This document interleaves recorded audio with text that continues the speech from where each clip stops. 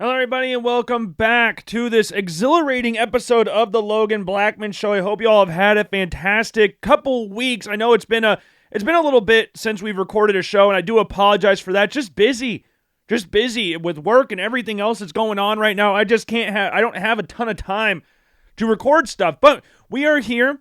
We are back. We are live at some point in time here on this Friday edition of the Logan Blackman Show. Next week is Thanksgiving, ladies and gentlemen. That is insane, which means next Friday, is the last game in the regular season we are going to watch the Iowa Hawkeyes play, which is insanely sad to think about, especially with how this season has gone up until this point. But I will talk about all that and more later on in the show. Before we get into anything else, though, let's go over the housekeeping items first. Make sure to follow the Logan Blackman Show on every single form of social media: Twitter, Instagram, Facebook, YouTube, and, of course, Apple Podcasts and Spotify. You can find me on Twitter at Logan_Blackman. Instagram account's Blackman Logan. Show's Instagram account is The Logan Blackman Show. Same with the Facebook and YouTube pages. Make sure to like and follow the Facebook page. Subscribe to the YouTube channel. We will have our Week 12 quarterback prospect rankings out for you today. So make sure you stay tuned for that. Make sure to subscribe to the YouTube channel and all that great stuff. Make sure to also go to theloganblackmanshow.com and check out the blog post, because that's the most important thing to me out of everything, is to make sure to go and check out that blog post. There's videos attached to it for each quarterback on there. I really enjoyed this week. I know I say that a lot, but it is just fun going through each and every week of the college football season and ranking quarterback. It's just fun. It's really fun. And again, it's sad that the season's getting closer and closer to finishing, so enjoy it while you can, ladies and gentlemen. So make sure to go to loganblackmanshow.com to check that out. Again, YouTube channel, all that stuff there. Also, make sure to follow, like, subscribe, whatever, to the Apple Podcast, Spotify, and YouTube accounts for the podcast. You can find the Logan Blackman Show on YouTube for the podcast at the TLBS podcast YouTube page, and make sure to subscribe to that. There'll be a video on there. You can check out all the other previous posts on there as well. But Apple Podcast, Spotify, make sure to like, follow, subscribe, give a rating out of 5 stars on both. Leave a description down below on why you feel the way you do. And also make sure to subscribe, follow, whatever, to the Believe in Iowa podcast on Apple Podcasts and Spotify and YouTube as well. Also follow on Twitter, Instagram, and TikTok there as well. We will have a Michigan State preview out for you today as well. So make sure to stay tuned for all of that stuff. And yeah, it's sad that we're at this point in the season, but it's also fun because games start meaning a little bit more. Like, we're starting to wrap up around the college football playoff scene and all that stuff, and you're starting to figure out which teams are actually good, which teams are not that great, which team's going to fall off at the end of the season. Like, remember last year, we had Miami looking like they were going to waltz their way into the ACC championship game and waltz their way into the college football playoff, regardless if they won the ACC championship game or not. But then they lose to Georgia Tech in Atlanta, and then they lose to Syracuse on the road as well to drop completely out of the top 12, and then lose to Iowa State in the Pop-Tart Bowl. Like, going from where they were to where they finished, like, that was insane. It was absolutely insane. Same with BYU last year. I believe they started 9-0 or something like that. They were on the outside looking into the playoff, and they ended up playing another Big 12 team in the Alamo Bowl, which is just crazy to think about in its own right as well. Like, this part of the season is fun and scary for those teams that are, like, not necessarily teams that you would expect to be competing at that level. Like, if you were going into last season, would you have sat there and go, like, season on season, expect the Miami Hurricanes to be a team that you're going, okay, this team is going to compete for a national championship and stuff like that? Like, maybe you are, and maybe I'm in the minority in that. And, like, going into the year, last year, I was excited to see what Cam Ward would do. I was really excited to see that, but given what we had seen from Miami up to that point, I wasn't really filled with the most confidence that there was the coaching staff that could get them to that level, but they were playing so well. And then once they got to that Georgia Tech game, it was kind of like everything that had been transpiring before that finally caught up to them. Because you look at the game against Cal, you look at some of the other games that they had throughout that up to that point in the season, and you go, okay, a loss was coming. A loss was coming. Maybe Georgia Tech was not the team we thought that would give them the loss, but that's where we're at right now. And Miami this year, I was expecting them to be the quote-unquote disappointment in the ACC, and there were people out there, and I fell into this trap as well, that they could have been the top team in the nation. Because earlier on in the year, prior to the Louisville game, they had beaten the likes of Notre Dame, they'd beaten USF, they'd beaten Florida, they'd beaten Florida State on the road, and they were going to that Louisville game undefeated, and they lost to Louisville. And then a few weeks later, they lost to SMU. So then they started teetering down that direction. And I'm not saying that's going to be how the rest of the season goes, But I wasn't really sitting here going like that team's going to win a national championship or anything like that. And again, maybe they can. But with teams like Virginia, with teams like Georgia Tech that are playing really, really well in the ACC, that people wouldn't really look at prior to and go like, oh, these are the teams that could win the title, makes things a little bit interesting. And a team like Clemson, who a lot of people, including myself, thought it would waltz their way to the ACC title and potentially make a trip to the national championship game, might not even make a freaking bowl game this year. That's how crazy this college football season has been. And while we're on the topic of like craziness and kind of disappointments and sadness and stuff like that, because again, I don't think a lot of people are really looking at Clemson and going, this team's going to finish with a below 500 record or a 500 record, and they're not going to make a bowl game or potentially not make a bowl game. Like, I don't think a lot of us were sitting here thinking that. I think a lot of us were, again, thinking that that team could go on to maybe challenge for a national championship. Maybe not win it, but challenge for it at least. Look at all the first-round talent they had preseason. Like, Cade Klubnik was a guy that was getting talked about with a lot of first-round talent. Peter Woods, TJ Parker, 2 defensive linemen for Clemson, getting talked about first-round talent. They're still getting talked about first-round talent. Avion Terrell, the corner. Antonio Williams, the wide receiver. These are guys that were widely getting considered first-round guys. And though like Woods and Parker and Avion Terrell to a certain extent are still considered first-round talents, Clemson overall has been a disappointment. And when you're a team that has expectations like that, to fall short of that, it hurts. So it's always like, it's nice to not have those expectations every once in a while, because then if you overachieve them, then it's like, this is awesome. But if you lose, you're not setting yourself up for disappointment. Obviously, that's a depressing way to look at sports, because you always want to have your team be talked about in the realms of everybody else in college football. Like your team could go on to win a national championship, or maybe your team could go on to make the college football playoff. That's what you want to hear, but there's that little bit of you is like, man, I built up all this excitement for what? Just to lose again. And I'm not sitting here going like that's what my feeling is about the Iowa Hawkeyes at this point in time, but there was a part of me that did think, whether this is realistic or not, or was realistic or not, that the Iowa Hawkeyes could make the college football playoff. Even though their schedule was setting up to be really rough, like you look at teams like Indiana, Penn State preseason, Oregon, USC, these were tough games. Iowa State, like these were tough games Iowa was facing this year. Now, most of those games were at home. Iowa State and USC were the 2 games that weren't at home. But it was like, man, they're getting a lot of top 10 teams into Kinnick Stadium, and they're playing this year. It's a tough schedule, but I think they can maneuver around it. Now, prior to the season starting, I had Iowa finishing 8-4. And so far this year, 3 of their losses I predicted, and those were to Iowa State, those were to Indiana, and to USC. I flipped the Oregon and Penn State game, but I remember saying in the preview video that, hey, they're going to win one of these games. I don't know which one it is. I predicted to be Oregon, but ultimately ended up being Penn State. But prior to the season, I was like, they're going to beat one of Penn State or Oregon. It's going to be one of the 2. So as my preseason prediction goes, I shouldn't be disappointed in that aspect, because I thought they'd finish 8-4, and as things stand right now, with Michigan State losing 7 straight and with Nebraska on their backup quarterback, I should realistically expect Iowa to finish the season 8-4. So by that metric, I should not be disappointed. But the problem is, that's all on paper. And as the old saying goes, football is played on grass. Sports is played on grass. Well, not all sports, because obviously there's hockey and there's basketball and stuff like that, but that's not important. We're not talking about those sports. We're talking about football. It's played on grass, or turf in this case. So when I look at what I said preseason and see everything transpiring in front of me, I'm actually sad that this is how the season has gone. Prior to the season, there were a lot of people out there like at CBS Sports that said Iowa could win 4 to 5 games. And that was obviously stupid, because throughout Kirk Ferentz's tenure at Iowa, minus the first few seasons, there's been one season where Iowa's finished with a below 500 record pre-bowl game. Because obviously Iowa's finished 6-7 and stuff like that, but like, at least if I'm remembering correctly, I could be misremembering. I've only got the audio thing in front of me right now, so I'm not sure exactly, but bear with me here. But there was one time Iowa finished pre-bowl game below 500. That was the James Vandenberg season, his senior year at Iowa. So to think Iowa was going to turn around and all of a sudden be this trash football team, I mean, we saw the likes of Cade McNamara, Jackson Stratton, and Brendan Sullivan play quarterback for Iowa last year, and they still went to a bowl game and still comfortably finished above 500. It took some Herculean efforts from Caleb Johnson, but they were still a good enough team. You can look at some of the teams with Spencer Petras, Deacon Hill, where you can go, these Iowa teams were worse on paper in some metrics than this current Iowa team, and they didn't even finish below 500. Hell, Deacon Hill started the Big Ten championship game for Iowa, and they didn't finish below 500. So why would this Iowa team, with Mark Gronowski coming in at quarterback, finished below 500. Yes, there were some questions around the secondary, which has played exponentially above expectations this year. Like TJ Hall, Deshaun Lee, they played awesome. Zach Lutmer's been fantastic this season.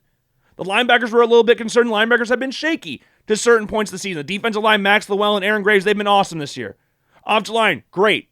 That's been like Jennings Dunker, one of the best right tackles in college football. Logan Jones, one of the best centers in college football. Like Bo Stevens, there's a lot of talent in that offensive line. The running back room had solid backs. It wasn't like there was going to be one guy spearheading the entire attack, but you look at Kamari Moulton, Jazz Patterson, Xavier Williams, Nathan McNeil. Like these are guys that you could look to and go, I don't need you all to rush for 1,000 yards or be Caleb Johnson. I just need you to be a good back and have a nice platoon system going, which Iowa has had that this year. The receivers, there were some question marks there, especially with Reese Vanderzee going down with the injury earlier in the year, or prior to the season starting, I should say. But that's still earlier in the year.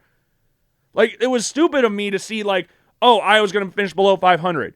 8-4 is what I thought they could go. But again, now that I've seen them play, I want them to be better. And I think they should be. They should have a better record than what they are right now. Because Iowa's coming off a loss to USC, lost by the score of 26-21, and now they're sitting at 7-4. Or 6-4, sorry.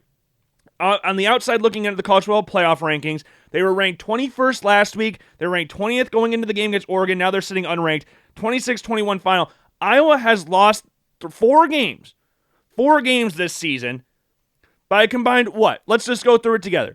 Iowa State lost by 3. Indiana lost by 5, so there's 8. Lost by 2 to Oregon, so that's 10. And they lost to USC by 5, which is 15. They lost 4 games by a combined 15 points. All 2 top 25 teams that were teams that were ranked at the time they played them. Obviously, Iowa State's nowhere near the rankings right now. And same with Penn State, but they didn't beat Penn State. They didn't lose to Penn State, so that doesn't matter. But all these other games were top 25 matches. But Iowa's 0-13 in their last 13 games against top 25 opponents. In every single one of those games this year, they had chances to win that game. Iowa State, you had one of these things, before I get into that, one of the things that's always important in football is you got to have things go your way. It doesn't matter if it's a decision or something, bounce of the ball or whatever. You need to have things go your way. It's better to be lucky than good in some of these situations. And Iowa has fallen on the wrong side of those paths. You look at Iowa State with the double tip pass to go to the tight ends. That ultimately helped set up the game-winning field goal, if I'm not mistaken. Indiana, you get the interception. You pick off Fernando Mendoza. The first time he had been picked off up to that point in the season, you pick him off. You're set up with excellent field position. Drew Stevens misses the field goal. Indiana goes on to win the game. Mark Gronowski gets hurt. All that stuff starts snowballing after that. Hank Brown throws an interception. He misses the screen pass on 4th down or 3rd down. And you lose the game. Oregon, you score a touchdown late. You get less than 2 minutes to go in the game. Your defense has been playing awesome all game, minus the run game, but now Oregon needs to throw the ball, which it's raining, windy, wet, whatever you want to call it. Oregon hadn't been able to throw the ball that well this game. They had done well running the ball, but in this point in the game, you need to start throwing the ball. And Dante Moore makes one of the throws of the season against TJ Hall to Malik Benson to get them in field goal range to eventually set up the game-winning field goal. Keaton Weejan also fumbles the ball. You get the ball snapped over Reese Dakin's head in the end zone.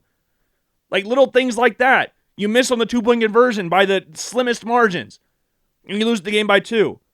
And then this game against USC, I don't even know what you would call it, the interception that happened when Mark Gronowski, I don't remember who he tried to hit, but it just bounced up in the air. It was a very college football 26-esque interception that you don't ever see happen in a game, and yet it happened right in front of your eyes. And then you have Jaden Maiava and Mekhi Lemon having this telepathic relationship throughout the course of the game where Jay Maiava basically teleported the ball right into the hands of Mekhi Lemon, who made a catch. It didn't matter if Zach Lutmer was dragging all on his back. It didn't matter if Xavier Wonkpa came in and hit him in the side. He was going to come down with the ball no matter what. It was just things that happened in that game where you're like, Iowa's just not going to win this game. It didn't matter how good of a game they started off with. They ended the game as poorly as you could. And are there some questionable non-calls in there, like a couple missed face masks on Kamari Moulton? Was the ball from Gronowski to Caden Weejan a catch? Who knows? Like, you can show a different angle of this. This angle shows it wasn't a catch. This angle shows it was a catch. So there's a lot of people out there talking about the refereeing in this game. And is it fair? To a certain extent, yes. But that's not the reason why Iowa lost this game. Iowa lost this game because they didn't score a single point in the second half. That's why Iowa lost this game. Iowa lost this game despite being up 21-10 at halftime. You cannot win games in college football or any level of football if you do not score in the second half. This game gave me a very similar feeling to that of Missouri game in the Music City Bowl, where Iowa was looking like, oh my God, they're going to run away with this game in the first half, and then all of a sudden the second half hits, and for whatever reason, nothing seems to be working. Nothing. It doesn't matter if it's the run game, pass game, nothing seems to be working. And USC took full advantage of that and ended up winning the game by 5 points. And this has been a common theme in these games against top 25 opponents where you don't show up when it matters most. Because I think on paper, this Iowa team is way better than 6-4. I think Iowa there's a realistic shot or realistic thing I could say to go like Iowa should be undefeated right now. Now, do they play good against Iowa State? No, they look terrible against Iowa State. But we said that after the Iowa State game, Iowa State didn't play that great either. Like, Iowa, realistically, right now, should be sitting with, we're at least an 8-1 record. Because I don't think that Iowa State game, they were not playing very good. They did not play good against Iowa State. Against Oregon, against Indiana, against USC, I thought they played good enough to win those games. Iowa State, not great. And you got the interception by Gronowski with Kane Weekend slipping in that game as well. Just, things didn't go their way against Iowa State. Realistically, no one should have won that game because it was a terrible football game to watch. And I was at a bachelor party that weekend, and that game was horrible. That was a brutal-ass game to watch, and I wish I didn't spend my time watching that game. But you cannot win football games by not scoring in the second half. It's all fine and dandy to be up by halftime, but too bad there's 4 quarters in football. And that second half, punt, stupid-ass interception, punt, turnover on downs. And it looked like on that turnover on downs drive that Iowa was going to get something going there. They get the ball. Eventually, they get the ball down to the USC 33-yard line. You're doing great moving the football. But then you run it 3 straight times, and then you set up a weird situation on 4th down where you've got to throw it on 4th and 6. Prior to that game, prior to the 4th down play, you had runs of 0, 1, and 3. And I know the run game had been working up to that point, but try to at least get some like RPO stuff in there, some greeds for Gronowski and stuff, not just running up the middle with Jazz Patterson and Xavier Williams. Why are we doing that? And then you're forcing yourself to throw it on 4th down because you have to. You're throwing it out of necessity, so now they can sit back and wait for it. And then nothing's open, and he tosses it down the field to Weechin, who tries to make a great catch along the sidelines. Again, it's ruled incomplete. Like, I want to sit here and, like, I would love to sit down and blame the refs for Iowa losing this game. But Iowa just did not show up in the second half. And again, that's a common theme in these types of games. In these top 25 matchups, this seems to be a regular occurrence where Iowa just cannot seem to finish games. And unlike years past where Iowa is making teams pay for their mistakes, Iowa is the team that's giving other teams opportunities to take away from them. The Iowa State game, we talk about the interception from Gronowski on throwing the Weechin on the hitch route. Talk about that. You look at the interception on Hank Brown at the end of the game, or the fumble, or the missed field goal by Drew Stevens in that game. Then you look at the Oregon game, the fumble by Weechin, the snap over to Reek Staken's head. Go out for the safety. The miss on the 2-point conversion. This game, the interception, which again was a wonky interception, and then giving up some massive plays in the pass game with the rain. Like, I'm not going to sit here and be like super overdramatic or anything, but Jane Maiava played the best game against Iowa than I've seen this year. And you can look at people like Dante Moore and Fernando Mendoza who are better quarterbacks on paper. Or not, they're just better quarterbacks. I shouldn't say on paper. They're just better quarterbacks. But Jay Maiava played as close to a perfect game given the situation, given the environment that he was in with the rain and everything, than you realistically could have. And Mekhi Lemon helped him with that by making some of the most ridiculous catches you'll see on the season. Some really unrealistic catches for 90% of wide receivers out there. I would even say 99 because college football's got a shit ton of wide receivers in it. So 99% of wide receivers in college football. I think Denzel Boston from Washington, Carnell Tate from Ohio State, and Jordan Tyson from Arizona State are receivers that are making some of these catches that he made throughout the course of this game. That are just catches that you see and you look at, how the hell did you do that? Jeremiah Smith, another one. I don't know why I didn't. I was thinking more of draft prospects at that point because Jeremiah Smith's the best receiver in college football, but I didn't think of him because I was thinking purely on draft prospects. But it just sucked. And Gronowski, he had the 3 total touchdowns in this game, 1 passing, 1 rushing, 1 receiving, but you cannot sit back and trust Gronowski when it comes to throwing the football at this stage of his career.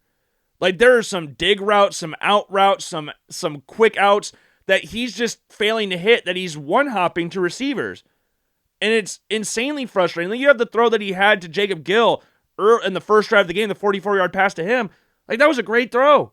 Like, he has great throws in, and the throw to Reese Vanderzee in the end zone on John Nestor against Minnesota, like, that was a great throw. He can make plays in the pass game, but it's not consistent at all to where I can sit back and go, like, I trust it. I trust him with the ball in his hands when he's running the ball. I trust him to pick up first downs with his legs when Iowa's in a 4th and short situation and they need a gain. I want the ball in his hands. But I want him running the ball. I don't trust him. And can he make throws? Yes, he can make throws. He's not Deacon Hill. He can make throws. But not to a consistent enough point to where I can trust it fully. If you're catching what I'm saying here. So I don't know what the future lies with Iowa's quarterback position. I don't know if Jeremy Hecklinski or if Hank Brown or the kid that's coming in from Utah this offseason, if one of those guys is going to be the starter next year and take advantage of it, because Iowa needs to throw the football. It's all fine and dandy with Gronowski running the ball, which I will say again, he's by far the best quarterback Iowa's had since Nate Stanley. It's not even close, because though he's not consistent enough throwing the football, he can at least make plays with his legs if needed, which none of the other guys could, barring Brendan Sullivan, but all he wanted to do was run people over, and he wasn't big enough to run people over and get himself hurt 90% of the time. Like, he's not even close to the other quarterbacks that Iowa's had in this era, in the 2020 era of Iowa football. He's head and shoulders above everybody. But that's still, we're not really moving from a very high bar here. Like, you can only go up from the ground. You can't go any further unless you're digging downwards, which Iowa tried to when they put Deacon Hill in as a starter. You can only go up. And he is, again, head and shoulders above all those other quarterbacks, but he's still not consistent enough passing the ball, which is a shame when you need him to make plays in the passing game. So it's annoying, but again, Iowa beat themselves here. They really did. You can say that about every single loss they've had this year, where Iowa beat themselves. Iowa State, Oregon, Indiana, USC, all of those games, you can point to moments where Iowa gave chances to the opposition, which is, again, something Iowa was really good at doing to opposing teams for years, and now they're falling victim to their own success, I guess you could say, in that regard. So like I said at the beginning of the show, my expectation for Iowa was 8-4. And as things right now, Iowa looks to be finishing with an 8-4 record. Prior to the season starting, I would say, okay, that's good. But after watching the games, I can sit here and go, I'm actually disappointed with an 8-4 record. If that's what happens. They haven't played the last 2 games of the year. I don't want to brush aside Michigan State and Nebraska, because I brushed aside Michigan State last year. I brushed aside UCLA, and Iowa lost both those games. So I don't want to brush aside either one of those games. But I am disappointed that Iowa is going to be ending the season potentially with an 8-4 record or worse. Because I think this Iowa team is better than a lot of the other Iowa teams that we've had recently. And yet they're going to finish with the same record. Like, is this team worse than the Deacon Hill team that went 10-2? No, not in the slightest. But they're going to finish 2 games worse. And what's even more annoying is that Iowa has the same record as Minnesota right now.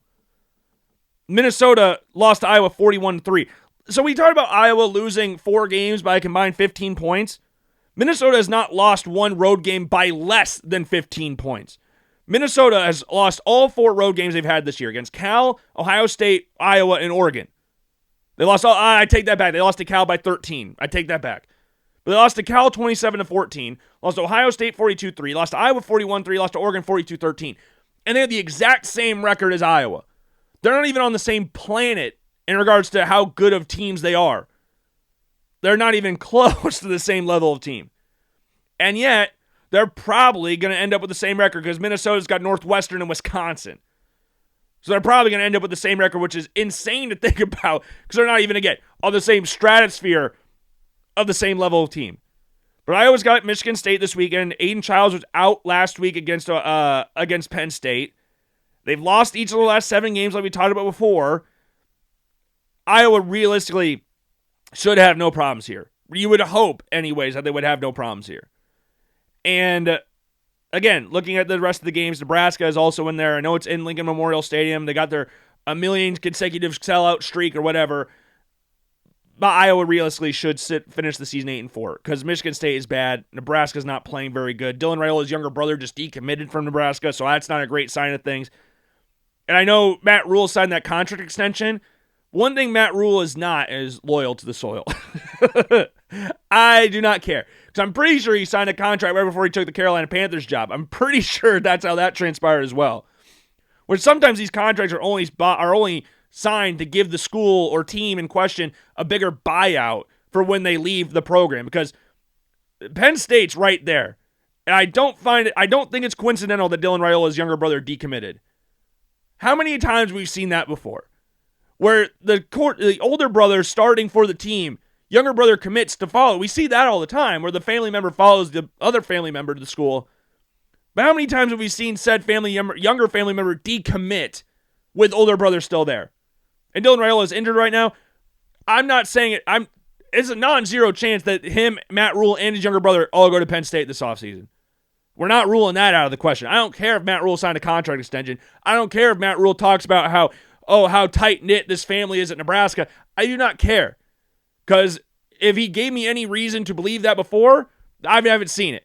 Because whether he's at Baylor, Temple, the Carolina Panthers, I know he got fired there, I've never seen him stick around for more than 6 years. So I don't really believe the whole, this is a family atmosphere, yada, yada, yada. He's a Penn State alum. Penn State's got an opening.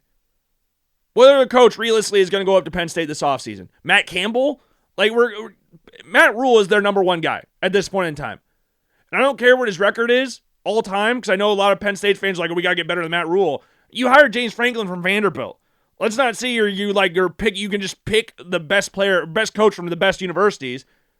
And Matt Rule has been, more often than not, in situations where he's taking over a struggling program like Temple, Baylor, Nebraska, and turning them around. So his record is not really indicative of how good of a coach he is, because he's taking over teams that are not good and then turning them back into good football teams.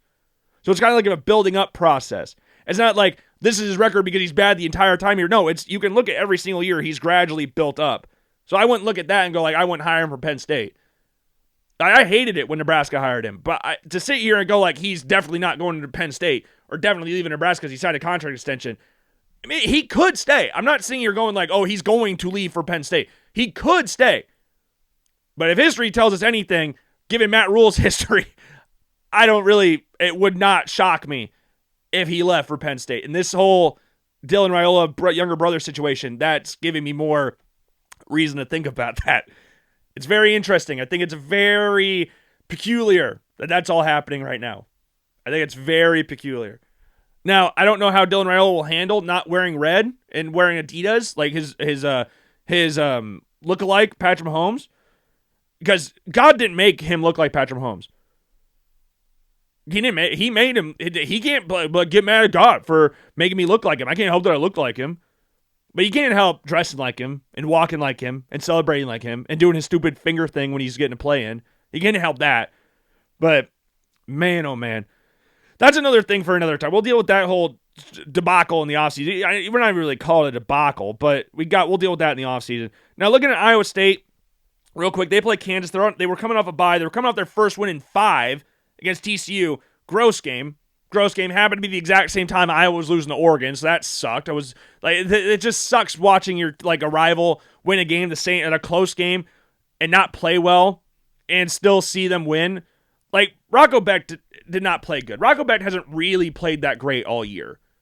And you can point to the numbers and all that stuff and go well, look at his numbers, look at his numbers, look at his numbers. His numbers aren't great right now. Even prior to, they weren't great. He has struggled. In the Iowa State's losing streak and their win against TCU, he has struggled. In the past 4 games, he's thrown 7 interceptions and has 3 touchdowns. That's not great. And he has a rushing touchdown there, sure, and he has a few other rushing touchdowns. He had 3 against Arizona, he had 2 against Cincinnati. Those are awesome. But prior to looking at this losing streak and the win against TCU, he has not played good. He hasn't. And that was my big thing with him going into the season, is that I want to see him play consistent football, and we haven't seen him do that since his first year as the starter at Iowa State. He has not played consistently good enough, or not good. He's a good quarterback. I don't want to make it sound like I think he's bad or anything. He's definitely not. But he hasn't played with consistency. He didn't play with great consistency last year, even though his numbers, for the most part, were better than what they were the season prior. He didn't play with that same level of consistency that we saw the year before. And you can go, again, numbers. Blah, blah, blah. I don't care. Look, watch him play. Watch him play. Now, the running game is playing well. Carson Hansen was the bell cow in this game. 28 carries for him in this game. 3 straight 100-yard performances for him in the season. This season, just in the last 3 games against BYU, Arizona State, and TCU. That's what you want to see. And the defense, with all the injuries that they've had, especially in the secondary, to come away with 2 interceptions on Josh Hoover is very impressive. And Josh Hoover has been a guy that we've talked about quite a bit on this show who plays considerably better at home than he does on the road. And yet they still forced 2 interceptions in this game. He threw for 319 yards, but he threw the ball 50 times. Yeah, I would kind of hope you threw for 300 yards. And he only threw for 319. If you throw for 50 times, I want to see you push up to 350, 400 yards. That's my personal expectation in that. He had 34 completions in this game. I'll go back to 24 attempts. He went 9 of 24, 111 yards, 1 touchdown, 1 pick. Realistically, Iowa State should beat Kansas, but it's not a cakewalk game. I think there were a lot of Iowa State fans, and I would even include myself in this, that thought they would go down to Arrowhead last year and beat Kansas. But Kansas beat them. And Jalen Daniels has actually played healthy this year. He's actually stayed healthy. He's actually played really, really well this year. 21 touchdowns, 3 interceptions to his name. It's just Kansas is not able to compete in some of these other, they got blown against Texas Tech. They got blown out against Kansas State. They had a close game against Cincinnati, had a decently close game against Missouri, had a decently close loss to Arizona, and they're coming off a bye as well. So it's not going to be an easy game at all. I think it's being senior day for Iowa State, I think is massive. I mean, I don't want to be too mean to other teams in college football, especially when I don't have any affiliation with them. But if we can scratch off the Oklahoma State game, focus on this game. This is a game that you can just focus all your attention on, because if you don't, all you need to do against Oklahoma State, and I'm sorry this is going to sound mean, all you need to do is be alive, and you're probably going to win that game. If you have a pulse and can walk, you're probably going to beat Oklahoma State. I don't care if it's in Stillwater or in Timbuktu. I don't care. If you walk into that stadium with a pulse, you're going to beat Oklahoma State. You just are. That they are terrible. So we can focus all of our attention on this game and do like the NFL does and rest your starters for the bowl game and stuff like that against Oklahoma State, realistically. But Kansas is tough. Their record is 5-6, or 5-5, sorry. So just one more loss in there from Iowa State. They beat Oklahoma State 38-21 3 weeks ago, back on November 1st. It's a game where you could look at historically and go, this is very like-for-like teams. But I think, again, with it being in Jack Trice, with it being being senior day, I really don't think Iowa State should have too many issues here. But I didn't think they'd have any. I thought they'd have 0 issues against Arizona State. Sam Leavitt was out. Jordan Tyson was out. I thought they'd have 0 issues in that game. And they gave up 200 yards rushing to Jeff Sims, of all people. And they lost the game. So anything's possible. And I don't think they should look past this game at all. Again, especially with Oklahoma State being as bad as they are. There's no reason to look past Kansas. But I do think Iowa State can run the ball well in this game. I think they can control the time of possession. I do think they can come out here with a win. I think both Iowa and Iowa State should win their games this week. I think Iowa should win it comfortably. I'm looking at a 35-3 win for Iowa. Exercise some demons in these past couple losses to Oregon and USC. Iowa State, probably I'm going to go 24-14. So both teams, I think, could get double-digit wins. Just different feelings with each game. But I think both teams should win. Both teams, realistically, should finish 8-4 on the regular season. I think I had Iowa State at 9-3, if I'm not mistaken. Because I had them losing to Kansas State week 0, sorry. I had them losing to Colorado, and then I had them losing to TCU. I think those were the only 3 losses I had, because I thought they would have revenge against Arizona State for the Big 12 championship game. I didn't think BYU was going to be as good as what they were. Cincinnati, I loved Brendan Sorsby going in the year, but apart from that, I didn't really think Cincinnati would beat them. I thought that quick turnaround to Colorado, going back-to-back games on the road, changing time zones and all that as well, with no break in between, I thought that would hurt them, and it did. I think those were the only 3 I had. So they're finishing 8-4, but given what I've seen of Iowa State, that is a positive season. I predicted them to be better than this, but I think given what we've watched from them, 8-4, that's a positive year for them. So it's same records, 8-4 and 8-4, but there's disappointing feeling around Iowa. There's a more or less positive feeling around Iowa State given some of the losses that they've had this season. Because apart from BYU, all their other games are against unranked opponents. Cincinnati, who's a good football team. Cincinnati lost to Arizona this past week, but they're a good football team. Colorado's not a good football team. Arizona State's they're ranked now. Arizona State's ranked now, but they're not that great of a football team either. Especially with Jordan Tyson and Jeff Sims not playing, or with Sam Levitt, not playing. So yeah, interesting stuff there for Iowa State. UNI, they're just bad. I mean, they got beat up by North Dakota State last week, which was expected. Cole Payton put up a very good performance there. UNI's got 3 wins on the season. They're playing 7-4 Youngstown State this week and probably going to finish 3-9. I think I had them 4-8 or 3-9, one of the two. I had them 4-8 and 3-9. I definitely had them 4-8 because I had them beating Utah Tech. And they didn't do that. But I had them beating Butler, I had them beating Eastern Washington, I had them beating Utah Tech, and I had them beating Murray State. Every other game, I might have had 5. I might have snuck in a Southern Illinois win there, but at worst, I had them at 4-8. At worst, because there's no way I was having them beat North Dakota, South Dakota State, South Dakota, Illinois State, and North Dakota State and Youngstown. Maybe Youngstown State might have been the one I picked. I had them finishing 4-8, 5-7. One of those two. So for the state of Iowa predictions, preseason, I'm coming out pretty clean as things stand right now. That obviously could change, given some catastrophic performance. But give or take, I'll be out 1 win. Give or take. Like Iowa State, I can't get to my record. I can't get that. UNI, again, I think I had them 4-8, but it could have been 5-7. I can't remember. So we're 1 to 2 wins away from each record. So I will take that. And I thought I was being generous but I thought I was in the minority with thinking Iowa was going to be better than being 8-4 was better than what a lot of people expected them to be, at least in the national circles. But those are usually people that haven't watched Iowa play ever. So those were kind of the interesting ones. But looking around the landscape of college football right now, Alabama lost to Oklahoma. That game surprised me not because I thought Oklahoma was a bad team or anything, but I thought Alabama was playing really, really well. And there were signs, I guess, that Alabama could falter. Like, look at LSU. They won 29-9. They didn't play good in that game. They beat LSU 29. They did not play good. South Carolina, they won that game by the skin of their teeth. They didn't play good that game either. So there were signs, I guess, but looking at all the top 25 teams they beat, it was like, okay, they're going to go into Oklahoma, beat Oklahoma. Because Oklahoma, post-Auburn game, I haven't been that impressed with them. Tennessee, I expected them to beat Tennessee because I knew their defense could generate some turnovers in there. I know it was in Neyland Stadium, which is a monster stadium and stuff, but I expected them to win that game. So going into Alabama, I did expect Alabama to win, and Alabama gave them the game. Like, they had 3 turnovers in this game. All 3 of them led to points, one of them being a defensive touchdown. They scored 17 points off of turnovers in this game. They won 23-21.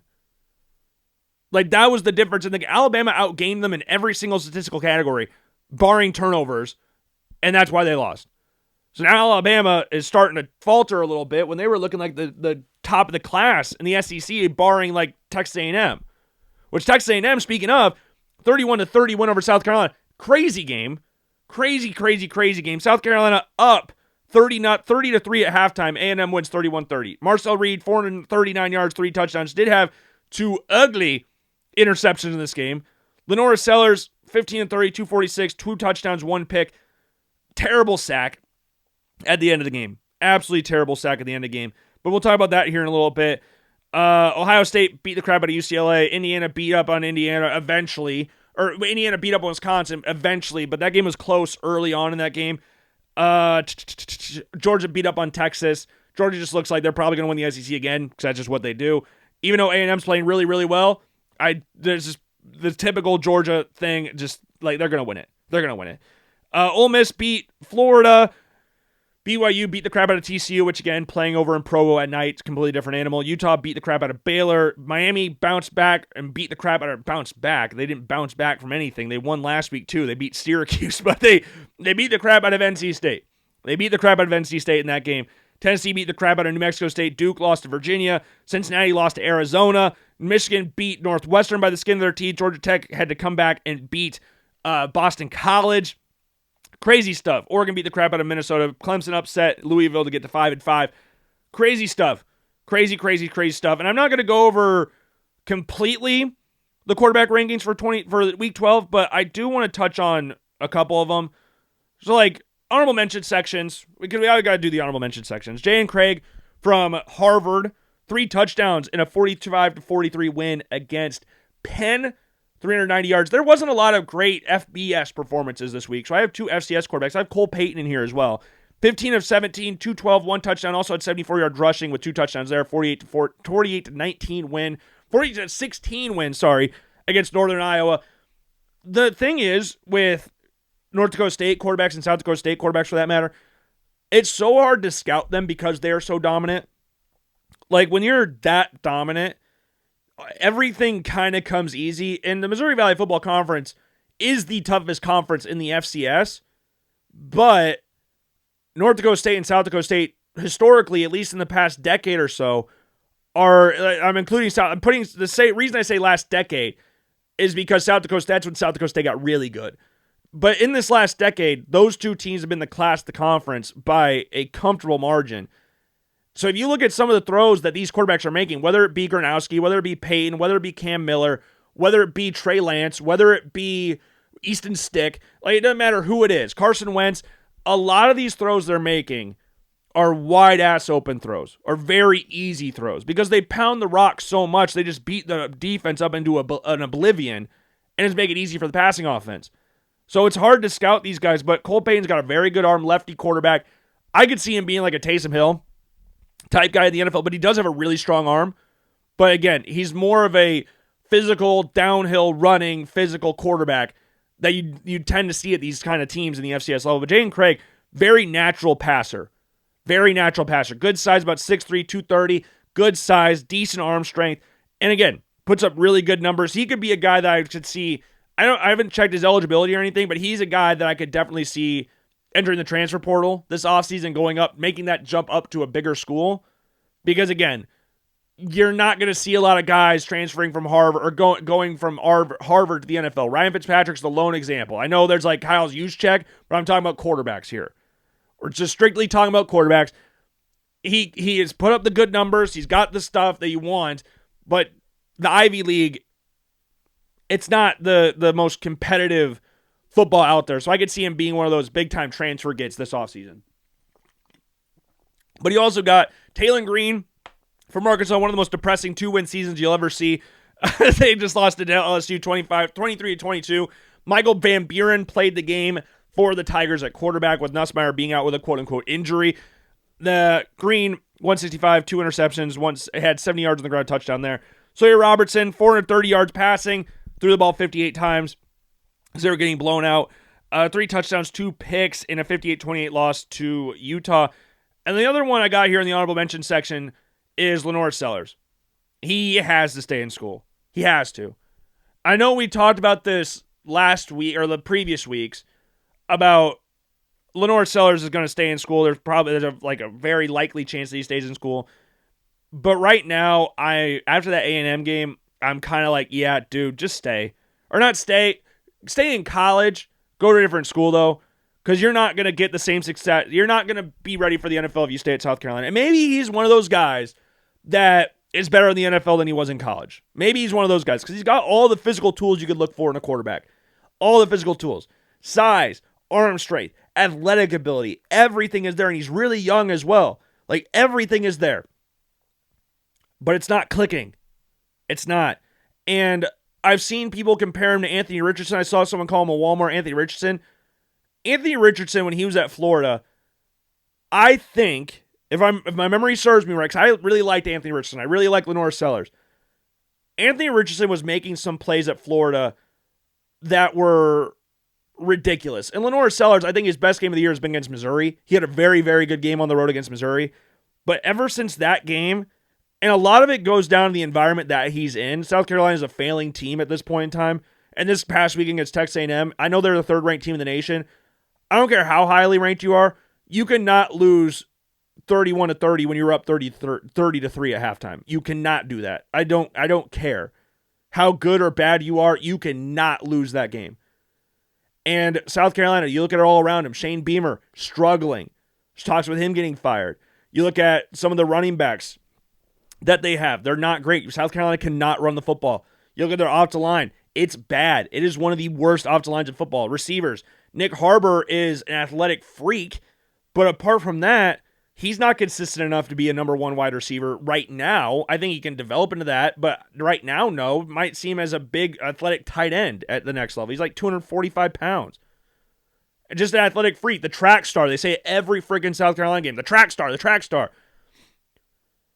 LaNorris Sellers is not going to succeed if he stays at South Carolina. And I believe he's a South Carolina kid, but he's not going to, nothing at this point says he's ready to go to the NFL. There were moments at Florida you could look at and go like, okay, I could see Anthony Richardson going to the NFL this year. I cannot envision LaNorris Sellers going out this year. If he transfers to somewhere like Miami, which we kind of hinted at that a few weeks ago, then I think he could develop there, because you look at what like Cam Ward did. He was a raw prospect when he went down to Miami. Had made great plays while at Washington State, but he wasn't fully there yet. Went down to Miami, turned the number one overall pick in the draft. Carson Beck was done and dusted at Georgia, and he's had his moments this year. Like, you were looking like, oh, that's old Carson Beck, mostly against Louisville and SMU. You look at, oh, it's cold Carson Beck. But overall, he's played solid. He's played better this year than he has at Georgia, than he did at Georgia. Like, Miami's got a good track record of helping that out. They're not a good team that's going to be competing for national championships or anything, but they're a good team that can help turn around players or like help them reach their potential. Because LaNorris Sellers right now is just in a failing situation at South Carolina. Because I don't think he trusts anything. And I can't blame him. I'm not sitting here going like, oh, you have to sit back and trust everything that's going on. I don't blame him in the slightest for not trusting the situation in South Carolina. The offensive line's terrible. There are some games you can watch South Carolina, and that defender, the edge rushers, are in the backfield before he even gets the ball from center. And in that same breath, when he's able to make a play out of the backfield, the receivers is not consistently enough they're going to catch the ball. Catch the ball. They might very well drop the ball. There's probably a better chance they drop the ball than catch the ball. So he's holding on the ball way too long. And the prime example of that is the fourth down play against Texas A&M. I don't care if you're going to throw a incomplete pass. You have a better chance of picking up a first down running it than taking a sack, or throwing it than taking a sack right there. 4th and 16, takes a sack. And you look at games against Alabama, fumbles the ball in the end of the game there. Taking the big sack here. There are a lot of moments throughout his career at South Carolina, most notably this year, where he's made some questionable decisions late in the game. He had the 2 interceptions against Ole Miss. Like, there's moments where you can look at it and go, oh my God, the talent's all there. But then the other moments, like, what the hell are you doing? I need him to go somewhere else. Because as we've talked about before, when you look at these raw players, and you can do the same thing for basketball. Like, when you see a raw, athletically gifted player, and you're like, I could build something around there, you're looking at them dunking the ball. You're not seeing them, their mid-range game is not there, their jump shot might not be there, but they're super athletic, they can play, they are long, they can make plays on defense, they can dunk the ball. Like, that's the same thing in football. When you see these raw, athletically gifted young quarterbacks, they're making the deep throws, they're making great plays in the run, but they're not consistent enough in the intermediate short game to where a point you can look at it and go, I can build a team around you at the next level. That's not going to happen, and that's what LaNorris Sellers is struggling with right now. And because he doesn't trust his O-line, and because he doesn't trust his receivers, that short to intermediate game is not developing at all. The deep ball is beautiful. He threw a beautiful deep ball against Texas A&M for a touchdown. But overall, it's not there. He threw a beautiful deep ball against Ole Miss. Nick Harbor, touchdown. Like, there's plays where you can look at it and go like, oh, the deep ball's there. If no other quarterback can make that throw in college football. But then when you look at some of the intermediate throws, the short throws, and that's what I've talked about the past however many weeks, is that I need to see him hit those. We just haven't seen it consistently. So you cannot sit there and go like I want so dearly for him to be a first-round draft pick this year. But right now, he's just not that. And after seeing the whole Anthony Richardson, Trey Lance situations, there's not going to be an NFL team that drafts him in the first round this year. Next year, definitely a possibility. If we start the draft next year, he might very well be the first quarterback off the board. Which is, there's a lot of good quarterbacks coming out. Julian Sands is going to come out next year. So, there's a lot of good quarterbacks that could be available next year. There's quarterbacks in this draft class that could still come back. There's people talking about Dante Moore potentially going back to school. And he's been playing a lot better overall than LaNorris Sellers has. I think the dream of what LaNorris Sellers is, or what we wanted him to be, is why we still have him in the top 5. Play-wise, should he have been the top 5? Probably not. Comparatively to some of the other quarterbacks that we've seen this year, should he have been a top 5 quarterback in the draft class? Probably not. But there was that potential there that makes you go like, I can change this. I can fix him. I can get the best out of him. But South Carolina is failing him right now. And I need him to go somewhere else. If he goes out in the NFL and he works out, that is awesome. And I will be rooting for him. But like I've talked about before, you can't draft a raw prospect and think you're drafting Josh Allen every year. Josh Allen is an anomaly. He is not normal. There's not something that you can point to apart from Josh Allen and say, we're drafting the most raw quarterback prospect in the draft, and they turned into the best quarterback in the league. That does not happen. That is not normal. Tried to do it with Trey Lance. They tried to do it with Anthony Richardson. I was big fans of both those guys. I'm a big fan of LaNorris Sellers. But Josh Allen's not normal. That is not something that happens all the time. It's not. Like, you look at the same thing with Tyreek Hill. That's not normal. So people were drafting John Ross in the top 10 when he was never a top 10 draft pick. And he was out of the NFL quicker than he got in. He's out of the NFL quicker than his 40-yard dash time. Devin Hester, not normal. Ted Ginn had a long career in the NFL, but was he a top 10 pick? No. But Devin Hester caused that. Those are not normal things. The NFL is a copycat league, but like people, the next Josh Allen, the next this, next that. That's not how this works. It's very rare that works out. And you can point to Drake May and say he was the next Josh Allen. In regards to like overall skill set, yes, he was probably the closest thing to Josh Allen. He just doesn't have the arm strength that Josh Allen has. But we've seen him hurdle defenders in his time at North Carolina. And like, he's developed into a very, very, very, very, very good quarterback, top 3 MVP candidate at this point. But to put those expectations that we needed to be Josh Allen is something that's not normally obtainable. I see that with LaNorris Sellers, like, oh, compare him to Cam Newton and Josh Allen. Like, why are you doing that? That's so stupid. One, he's not that. And two, if you think he can become that, then don't draft him this year. Wait till he comes out next year. Give him another year of maturation and then take him next year. And if he comes out this year, talent-wise, he could be a first-round draft pick easy. Talent-wise, yes. But everything we've seen on the field this year, he is not a first-round draft pick at this point in time.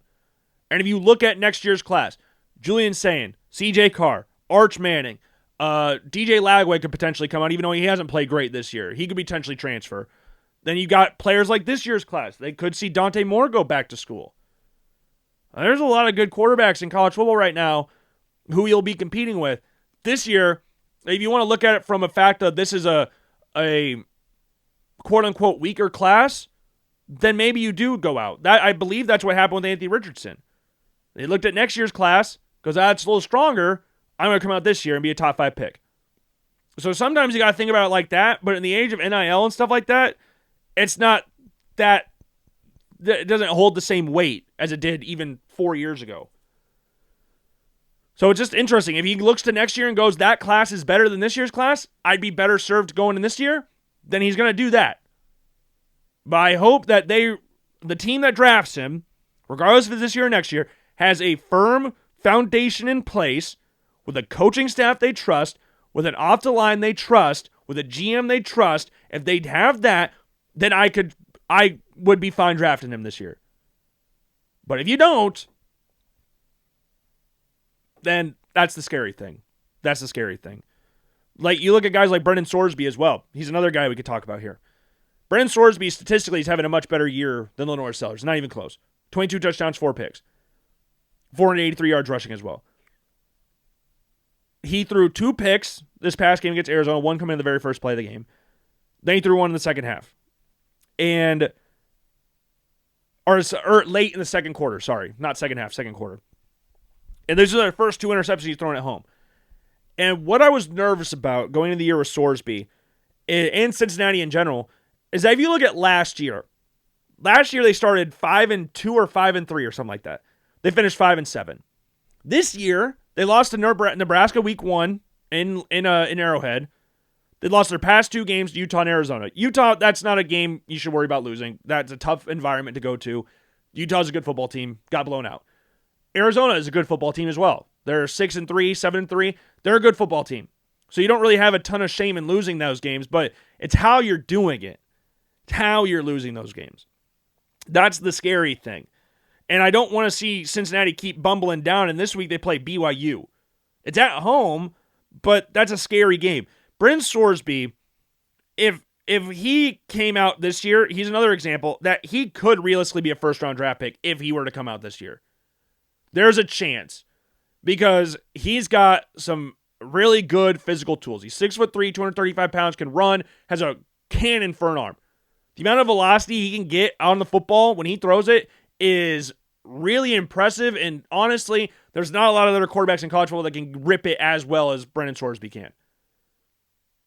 But he's starting to miss on some throws that he wasn't missing on earlier. And these are better defenses that he's playing right now in Arizona and Utah than some of the defense they played previously. But some of the throws he's missing on are like Utah. He made some great throws in that game against Utah. Great throws. He made some great throws in this game against Arizona as well. But the consistency is not there. I think he's better at hitting the intermediate short throws than LaNorris Sellers is. But it's not. Sometimes the ball sails on him because, again, the amount of velocity he gets on the ball sometimes sails on him because he throws it freaking hard. So it'll sail on him from time to time. And he could be another guy that you could potentially go out this year, be a potential day 2 draft pick, or he could go back. And then he's another guy that LaNorris Sellers is going to... This is the type of situation you got to think of if you're going out in the draft, is who you're competing with this year and who you're competing with next year, and which opportunity gives you a chance to be better drafted in the first round. That's another thing you got to really think about. But again, NIL stuff makes it that you don't need to think about it as much as you did previous years. John Mateer, another guy, he could go back to school. Like every single person in this top 10, I think, except for I think Beck and Klubnik, can go back to school next year. Trinidad Chambliss, I'm not sure if he's got another year. I've seen some articles about he might be fighting for another year of eligibility. I'm not sure. But I don't, though, everybody else. Mateer, Mensah, Maava, Dante Moore, Fernando Mendoza, Ty Simpson, they can all go back to school next year. So if they all go back to school, the number one quarterback in the class is probably Cade Klubnik. That's what happens if they all go back to school.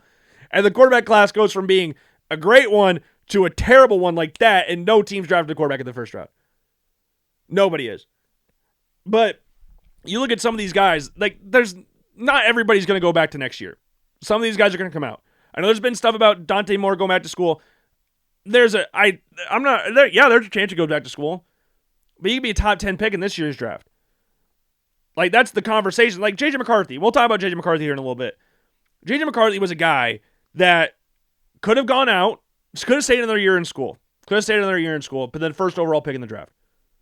And I'm not talking about what you've seen in the NFL. Forget what you've seen in the NFL so far.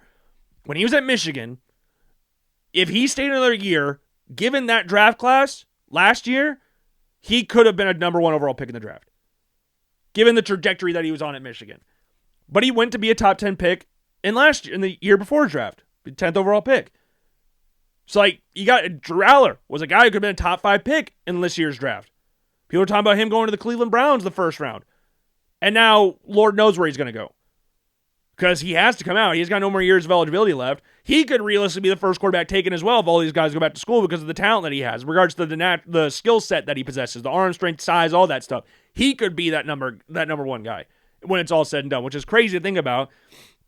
But all these guys can go back to school. So it's very interesting to see how they navigate that. But Mateer, he can put a lot of velocity on the ball. He's another guy that does not need a very solid base, and he can rip the ball in there. It's a very wonky throwing motion, I guess you could say. It's very awkward with his feet, but he can make some great plays with his arm and with his legs. Just not consistently enough, but this game against Bama didn't turn the ball over, so that's a positive. That's the main thing we're looking for here. Darian Mensah did not have a great game against Virginia. But again, he still made some impressive throws throughout the course of the game. And I kept him in at 5 and a Mateer at 6. And number 4, I put Jane Maava. Jane Maava, and I said this before, Jane Maava played the best against Iowa than any other quarterback has this year, and I'm including Dante Moore, Fernando Mendoza in that category. He played in the rain with a heavy football and made some great plays with his legs and with his arm throughout the course of the game. And Micaiah Lemon made some great catches in there, but from a size 6'4", 230 pounds, has one of the strongest arms in college football. Very effortless thrower Jane Maiava is, and he's a good athlete as well. Jane Maiava, right now, I have him at number 4 in my rankings, behind Moore, Simpson, and Mendoza. He could realistically be a second-round draft pick if he goes out this year. He could realistically potentially boost himself up in the first round if he has a good week against Oregon. Because right now, I have a hard time believing Ohio State's going to lose to Michigan last week of the regular season. I have a hard time believing Indiana's going to lose to Purdue. So it's going to be Indiana in Ohio State in the Big Ten championship game. So we're not sitting here going like, oh, if Oregon does this or USC does this, whatever. They're not going to go to the Big Ten championship game. That's not going to happen. But if he plays well at Oregon, who's to say he can't be a first-round draft pick and USC goes on to the playoff and stuff like that? He can be inconsistent at times and try to bite a little bit more off than what he can chew at times.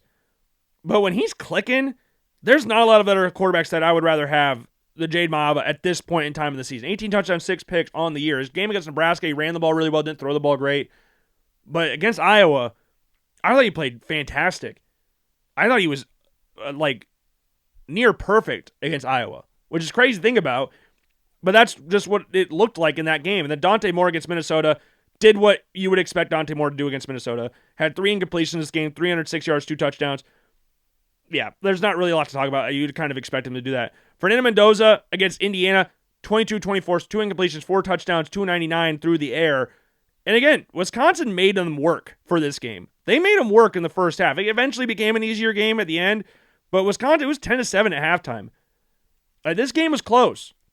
This game was close. And again, 4 touchdowns for Mendoza. Him and Charlie Becker have been playing, Charlie Becker have been playing really, really well with Elijah Surratt being out. Like, you got EJ Williams still there, Omar Cooper still there, but Charlie Becker's been playing really, really well for Indiana. Has been one of Mendoza's go-to guys these past 2 games for Indiana. He's been made some great plays against Penn State, made some great plays against Wisconsin, back-to-back 100-yard games for Charlie Becker, and Mendoza's trusting him, which is what you want. And Mendoza, I really flip back and forth between Mendoza at 1 and Simpson at 1.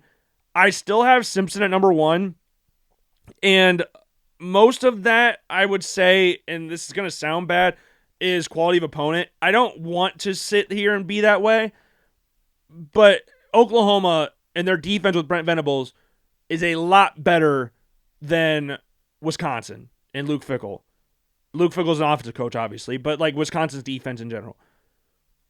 And Simpson did not play great against Oklahoma. He did not. I'm not sitting here going like, oh, Simpson was unbelievable. Like, look at the numbers that don't look at the numbers. Look at what he did in the game. Because he threw a pick 6 in this game. Oklahoma dialed up a blitz late. I mean, the play on the interception, which wound up being an 86-yard pick 6, the 3 offensive linemen on the left side blocked 1 guy, and there was a free rusher right up the middle, and Simpson threw the pick. There were 3 guys blocking 1 to the left, and then he throws a pick because 1 guy came free up the middle. Tries to get the ball early, ends up being an interception. He did throw another interception in that game, but it wound up being called back for a pass interference call or a hold. Defensive holding or pass interference. I can't remember exactly. And they ended up scoring a touchdown on that play, on that drive, so that worked out. His 1 touchdown was a wide open. Josh Cuevas ran a slant, ran up the middle of the field, busted coverage, easy walk-in touchdown for Cuevas, 25 yards out. But you look at some of these throws, like you had a 20-yard pass to Bernard that ended up being ruled incomplete, which I think was a fantastic throw for Simpson. In these things, I will highlight incomplete passes because if they're great throws, they're still great throws regardless if the receiver caught them or not. Like this. I think this throw to Bernard was an elite throw. Then you look at his throw to Williams, 30-yard pass to Ryan Williams. Like, great throw. Great throw. And it helped them get to the 40-yard line, which would set up would eventually help set up the 25-yard passing touchdown to Josh Cuevas. They had 26-yard pass to Isaiah Horton down the sideline, back shoulder throw. Like, Simpson can make a lot of great throws, and I think his processing is the best out of every quarterback in college football, despite the limited number of starts. And I think it's really, really close between Mendoza and Simpson, and Dante Moore, I think, is pretty comfortably at 3rd. But those two, Simpson and Mendoza, it's really 1A, 1B at this point. And I think if the draft happened right now, I think the Jets would trade up to number 1 and take Mendoza. If I had to guess, that would be my prediction, is that they would trade up to get Mendoza, especially with Aaron Glenn coming from Detroit. One of the quarterbacks Fernando Mendoza constantly gets compared to is Jared Goff. So, and he's a more athletic version of Jared Goff. He's like a mixture of Jared Goff and Daniel Jones. Like in regards to, he's got the size.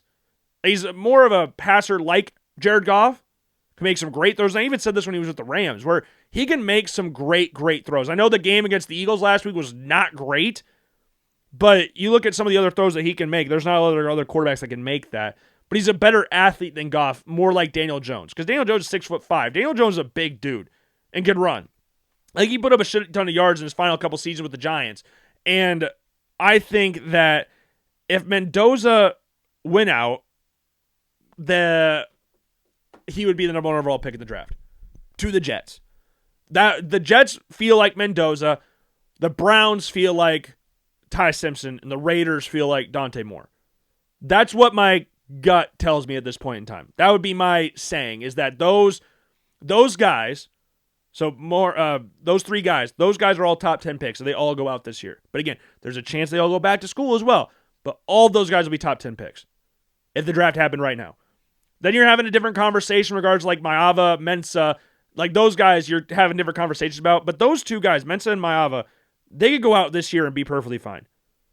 I know we've taught like Mensah could go back this year.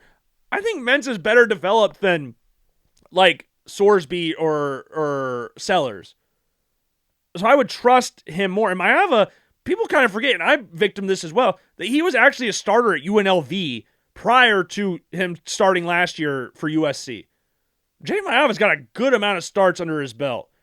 He's a lot older than what I kind of think of him as.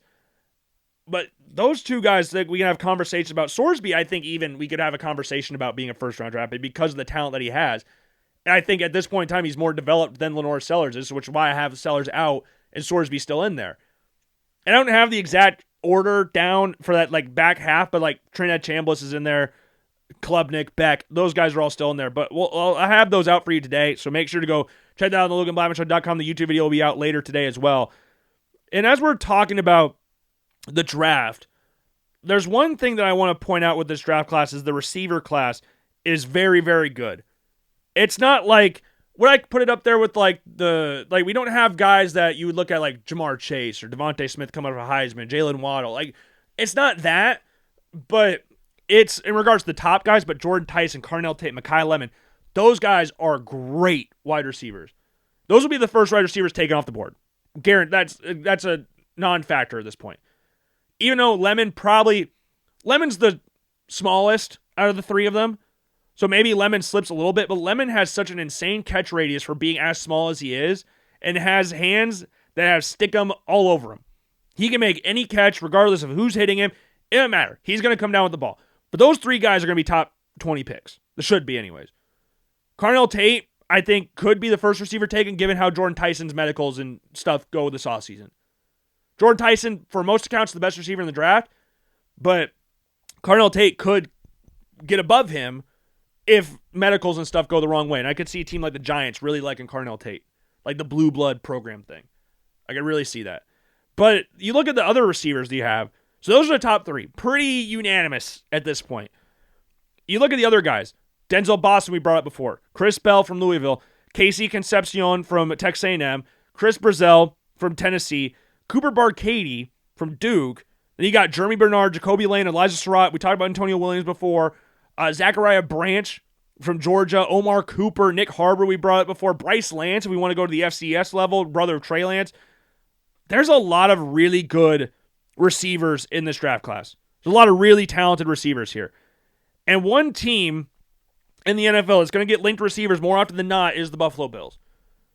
Out of all of the teams in the NFL, if you were to pinpoint one team that needs a wide receiver, it's the Buffalo Bills. And the Bills have tried to address this in the draft. They tried to get that with Keon Coleman in the draft. They traded back with the Kansas City Chiefs, traded back again with the Carolina Panthers, took Keon Coleman in the second round. The best I can say about this situation is it hasn't worked. It hasn't. Keon Coleman was a guy that when they drafted him, I was rooting for. He made it very easy to root for. His opening press conference with the yellow jacket on, where he got it from Macy's, not Casey's. Got it from Macy's. You got to get your coach in the spring because they're going to be on sale. His mom taught him that. And Like, it was like, I want this guy to do good. I want him to succeed. Was he a guy that I wanted the Bills to draft? Not necessarily. I was very on record saying that I wanted Brian Thomas Jr. And I also said I would want Xavier Worthy or Xavier Legette as well. Bills ended up trading back for him. I thought Legette would fit more of what the Bills were looking for in that aspect because Brian Thomas and him were similar builds. Brian Thomas was a better wide receiver, but like builds, like speed, size, all that stuff, then Legette kind of fell into that category as well. They took Coleman. And Coleman was a guy that they were looking at to be a get up and get it guy. Go up and get it guy. Like Josh Allen could go to the red zone and we're just going to throw it up to him and he'll go up and get it. Doesn't matter what the coverage is, who the defender is, he's going to go up and get the ball. He's going to bring it in. And there were moments last year where you go like, oh yeah, Keon's playing really well. And then there are other moments where you're kind of head scratching and go like, what is he doing? Like the Bills would run a lot of quick slants where it's a little bit of a read. So Josh Allen's reading the running back, linebacker crashes, throw the slant. Or if he sees it initially, like if they're under center, you see the pre-snap, linebacker creeps up, one step, throw it to the hitch. They would do that to Keon quite a bit, and a couple of those, or at least one of them, wound up being an interception. Because they hit him in the face, bounced up, landed in the arms of the defender. Like those moments, you're like, what are you doing? And then this year is like, okay, put in the work this offseason. You're doing all this stuff. Put in all the work. And then the Ravens game happened. After he got benched early in the game, he comes back and lights them up for over 120 yards.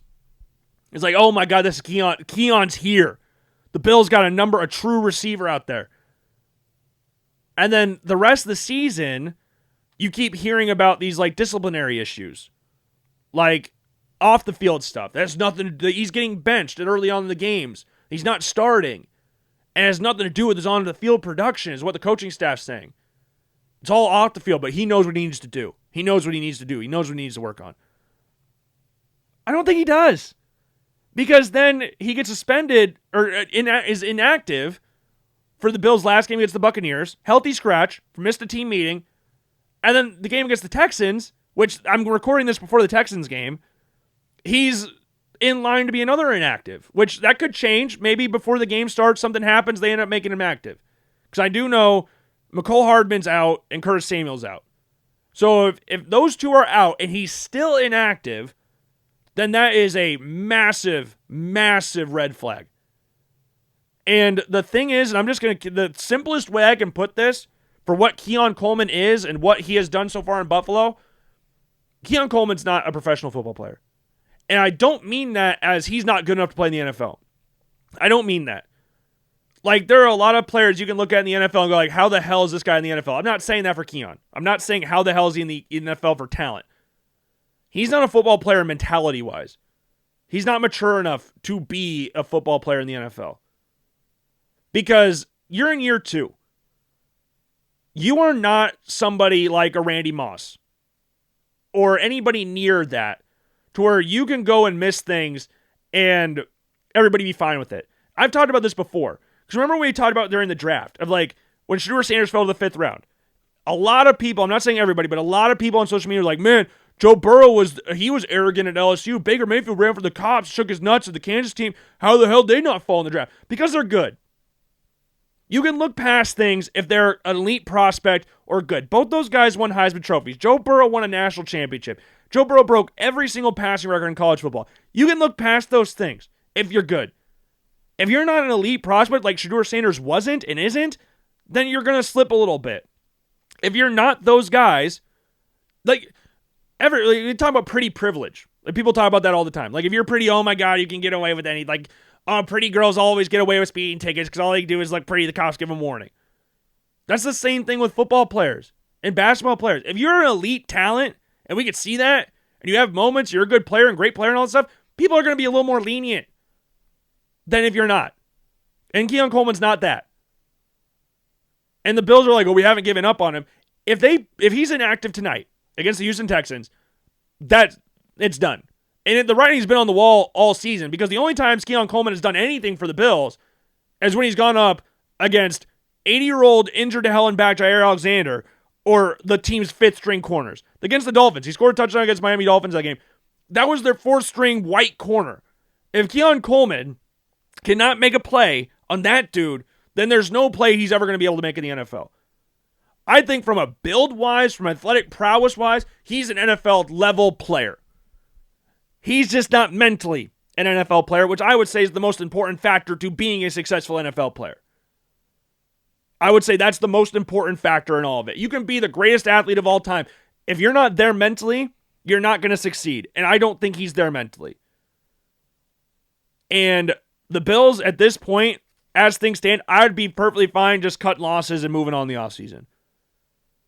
You're an active or a healthy scratch, week whatever in the NFL, as a second-round draft pick who Josh Allen apparently pointed out and said, that's the guy I want.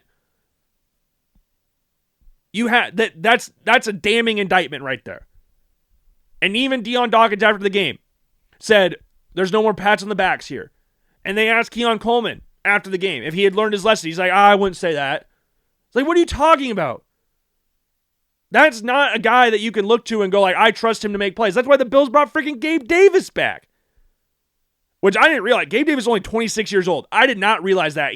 I feel like he's been around for 100 years. He's only 26.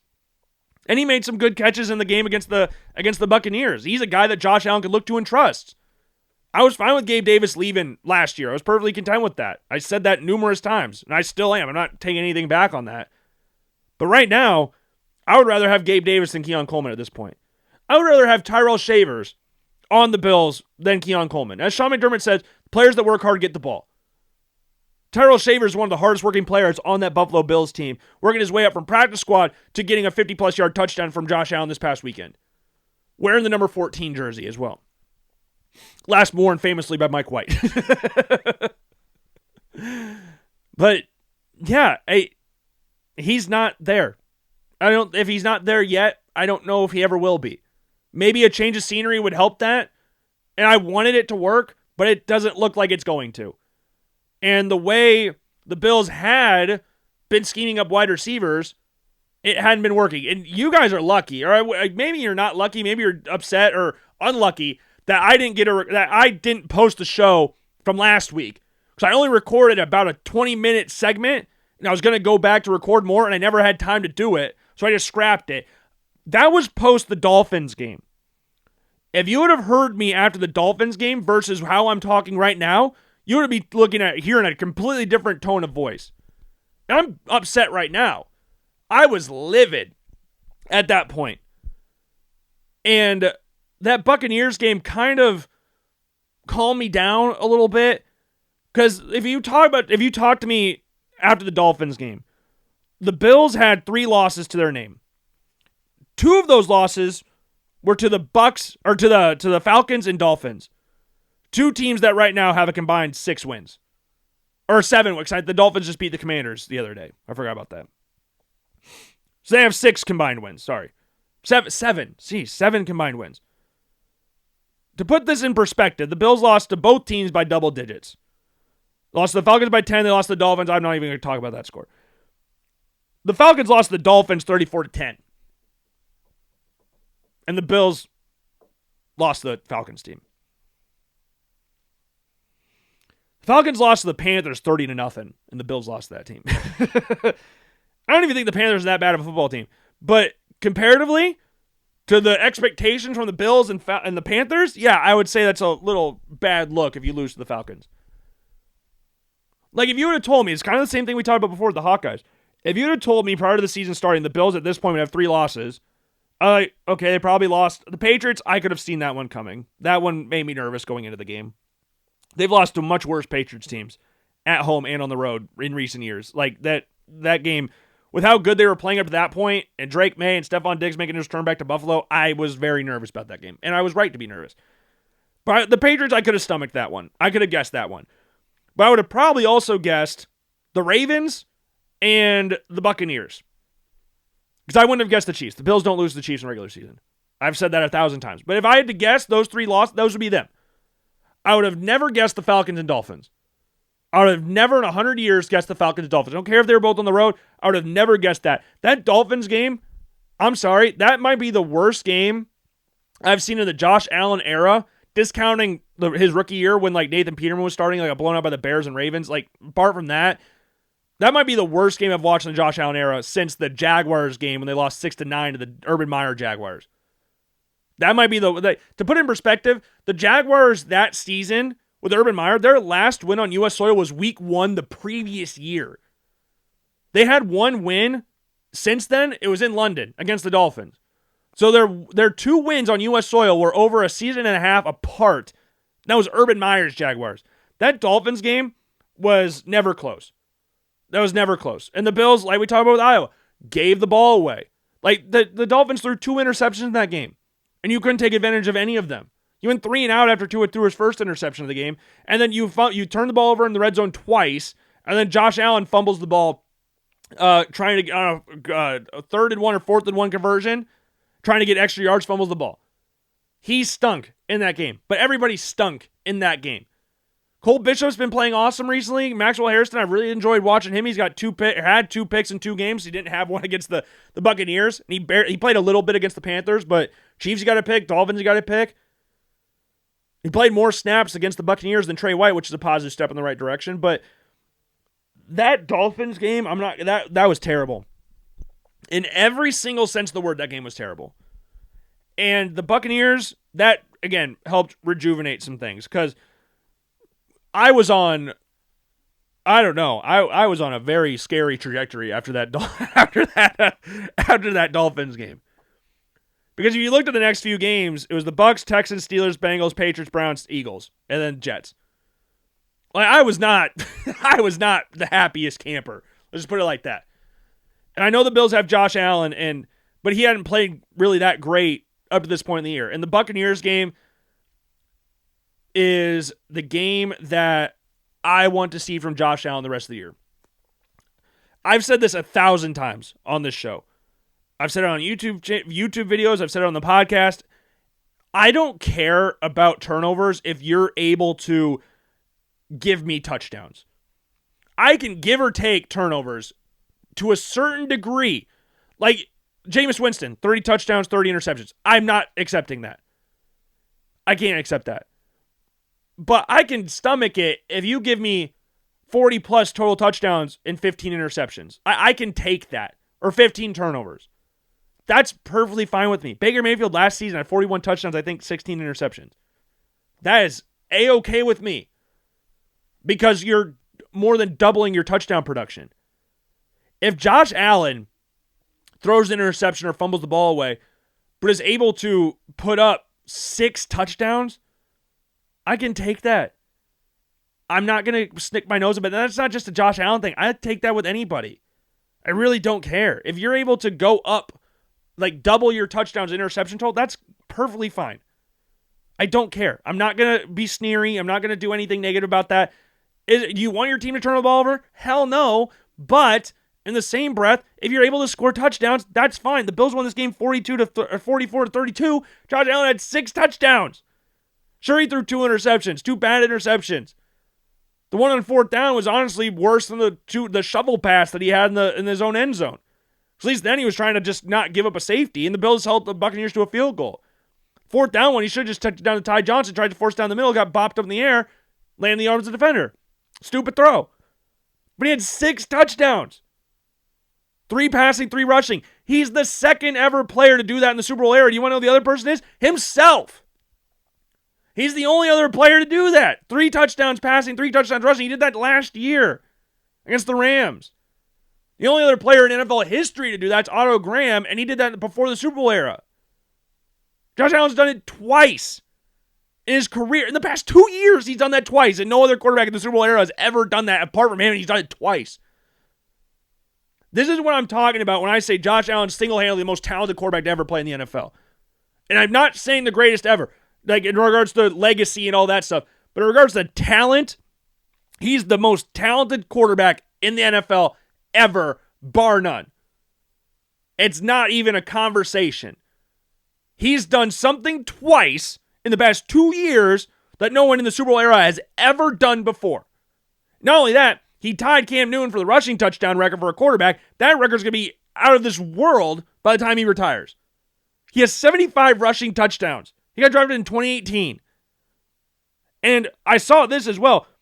He has one less rushing touchdown from what, 2 yards in or whatever than Cam Newton did.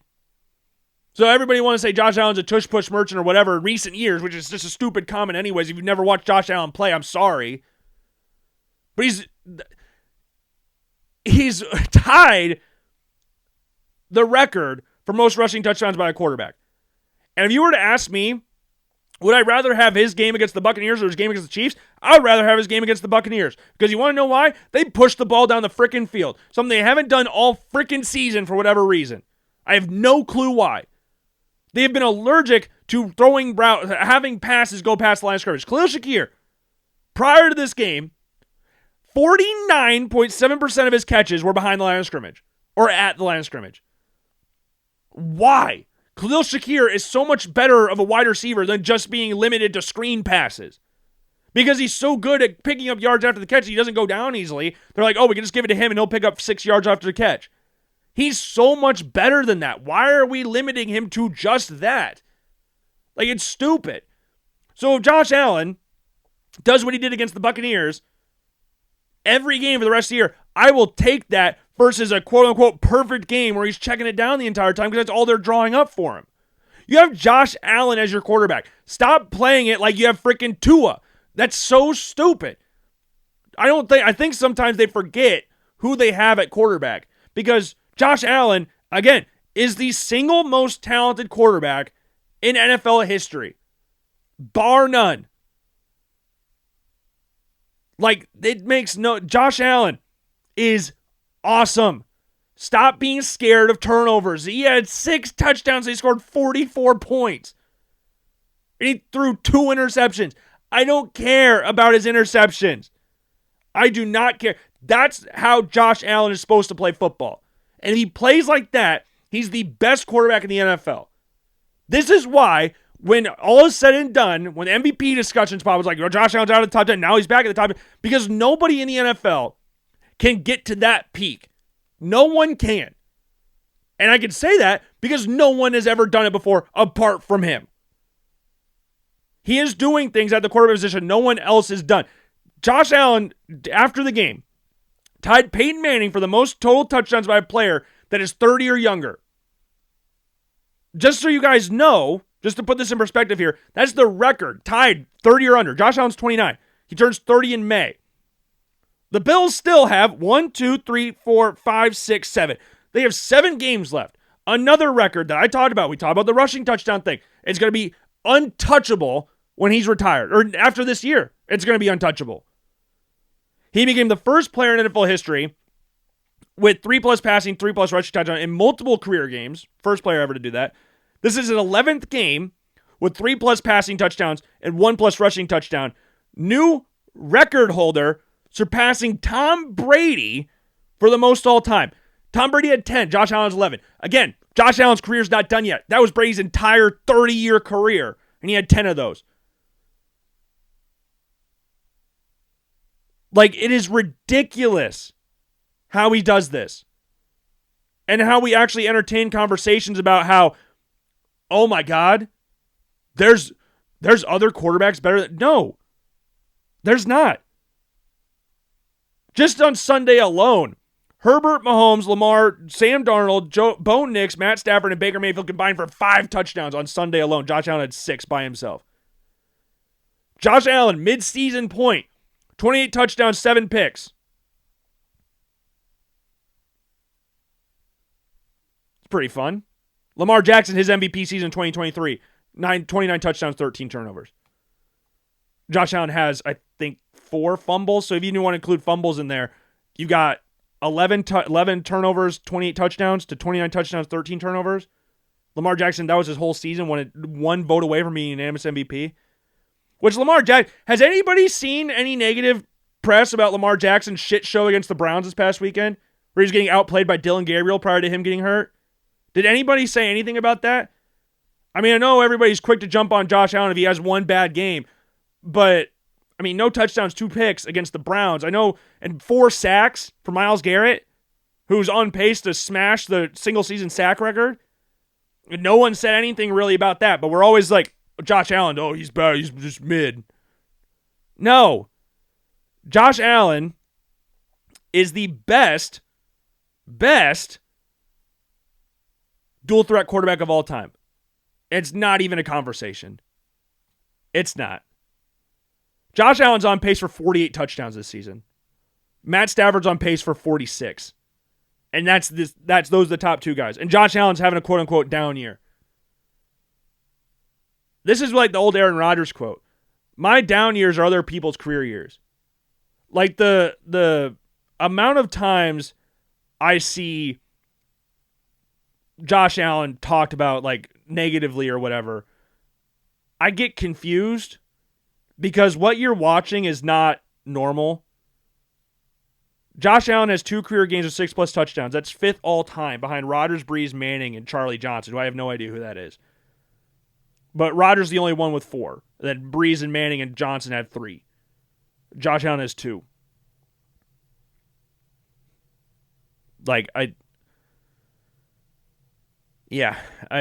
He's the best quarterback in the NFL. He might not win MVP this year, but he's the best quarterback in the NFL. And that's me being as unbiased as possible. If I wanted to be biased, I could go a whole other level than that, but I'm not going to because I just think it should be common knowledge that Josh Allen just is the best quarterback in the NFL. And his down years, which this supposedly is other quarterbacks' career years they can only dream of getting. And I'm excited to see what happens the rest of the season. Like Josh Allen is 11th all time in rushing touchdowns, regardless of position, before turning 30.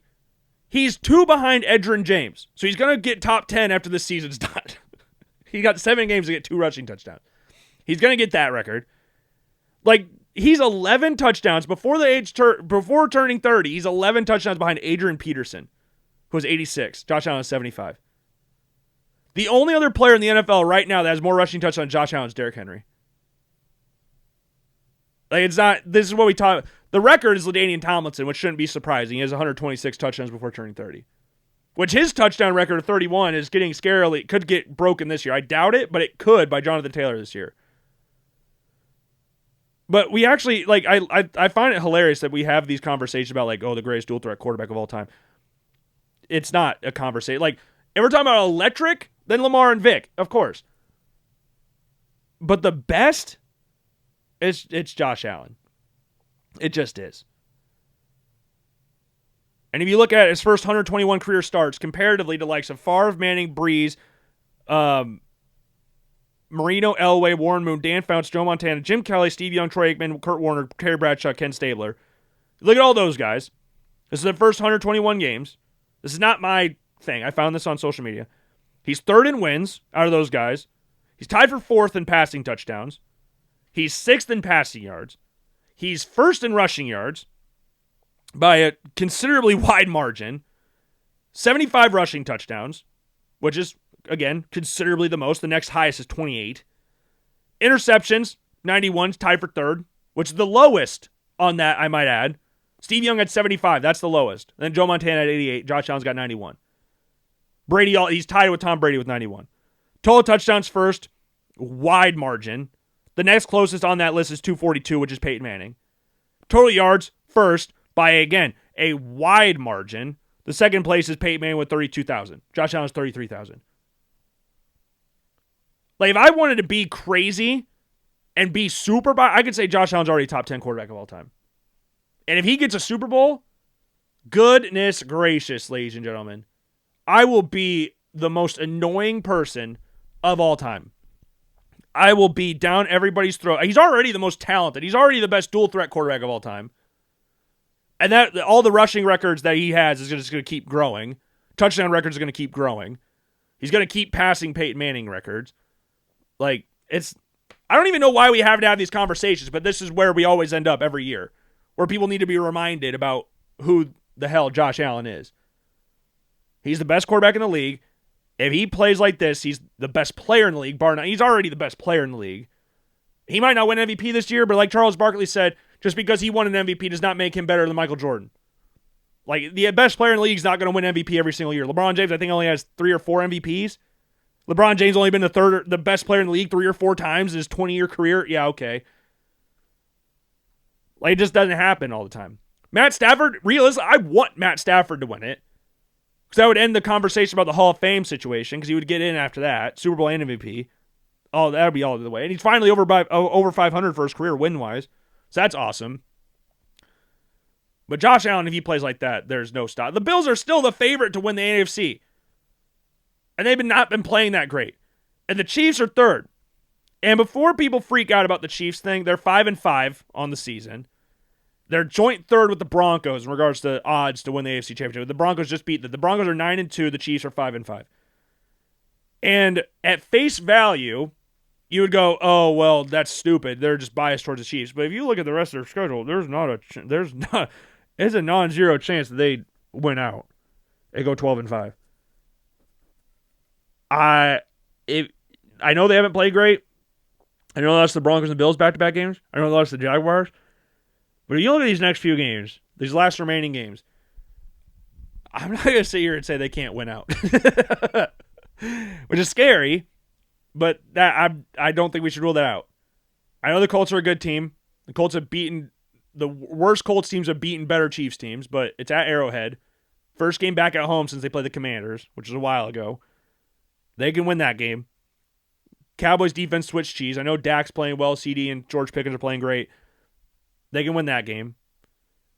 Texans, Chargers, Titans, Broncos, Raiders. I know people are like, the Chiefs dynasty's dead. Chiefs dynasty's done. It's done. It's terrible. It's there. Wipe it up. Get them away. Fire everybody. The game's over. The Chiefs dynasty is done. We can all celebrate in the streets. No, we can't. No, we can't. That is not an insurmountable schedule to where they can still miss them. They're out of the playoff picture right now. They can win out. They can definitely win out. I don't care how good the Broncos... They're not losing the Broncos twice. The Colts, even though they're great, I still don't have 100% faith. If I have faith in Jonathan Taylor, everything else, I don't really have the biggest faith in. Cowboys, don't have faith in them at all. Chargers offensive line is basically an arena football offensive line. Like, the Raiders, they won't lose the Raiders.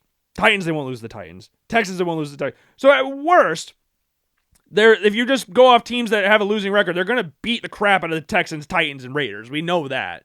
So there's 3 wins right there. So they're 8-5 at that point. I have a hard time believing they're going to lose the Cowboys. So there's 9. The only game I'm really struggling with in regards to them losing is the Broncos game. But with that game being at Arrowhead, again, I just have a hard time thinking they're going to lose that game twice, especially how they lost this past week. 12-5 is not insurmountable. It is not completely out of the question. So if there's people out there riding off the Chiefs, I just say tread lightly. Tread carefully, because it's not always that straightforward. It's not. I know they've lost some games not great. Like the Jaguars game is a bad loss. That's a bad loss. But the